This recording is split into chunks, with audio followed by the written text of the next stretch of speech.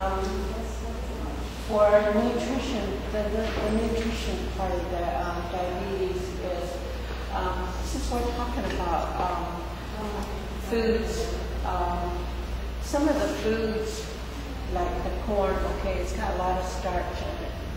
And those are the kinds that will really help your blood sugar. But there's a different times, way back when our elderlies, our grandmas and our grandpas, they lived on the vegetables that their crops. Today, what do we have? We have foods that are store-bought. Back then, people grew their own foods, and they worked. They had livestock, they had horses. So it was a constant thing. They wouldn't overeat. Back then, they only took, what little they had, and they didn't eat big portions of food back then to get their energy. But sometimes I remember my grandpa, he used to just have bread and coffee and would go about his way and do things. And then in the evening, they would have a good meal. And then with all the corn and stuff that the people got from here, I remember my grandparents, they had their farm down here in Curly Valley, where they would bring the food home, the crops home, and they stored it. They stored it in an underground. And they kept it down there to keep it from getting ruined. And then they just take it out now and then. And the food was, they stretched their food for a long period of time through the whole winter if they had to. But they would just eat the small portions.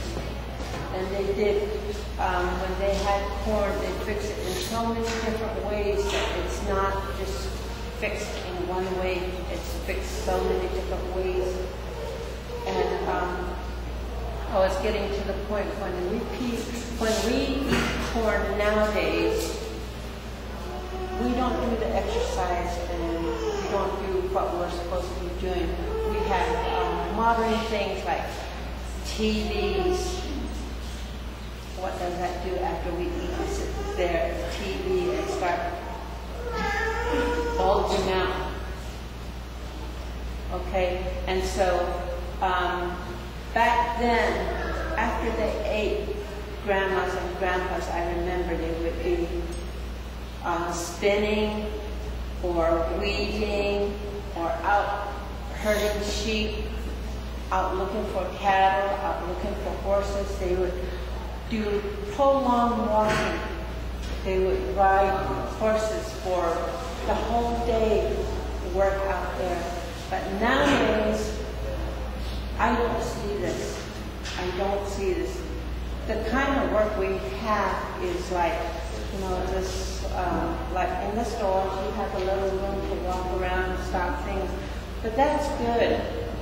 But when our kids will feed them, and what they'll do is sit there and play video games, watch TV, and there is hardly any life in them. I hate to say, but that's what they do. They sit at home and just not do very much. So that's when they start getting getting big and getting overweight and obese. And now that the diabetes has gone down to little kids, we hate to say, and we don't like to see that. So in this case, our program, what we do is we've got a wellness center where we have all kinds of machines for kids that are age 14 and up to.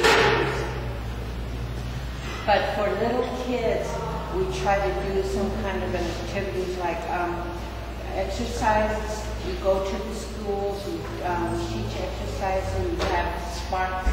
We have different activities for them, so where we can get them to moving, and you know, after they eat, like we teach them how to eat the proper foods and how much they should be eating and how much they should be exercising to keep them in a healthy state. And so these are the kinds of things that we teach, and we want to go out and continue to teach our elderly to, you know, do what they need to do to take care of themselves, to keep their blood sugar levels down, and eat the right portions, the right kinds of foods to keep them healthy. And so this is my presentation for today, and I thank you for inviting me and having me come out to do my small presentation, and this is it. And thank you, Tina, for inviting me.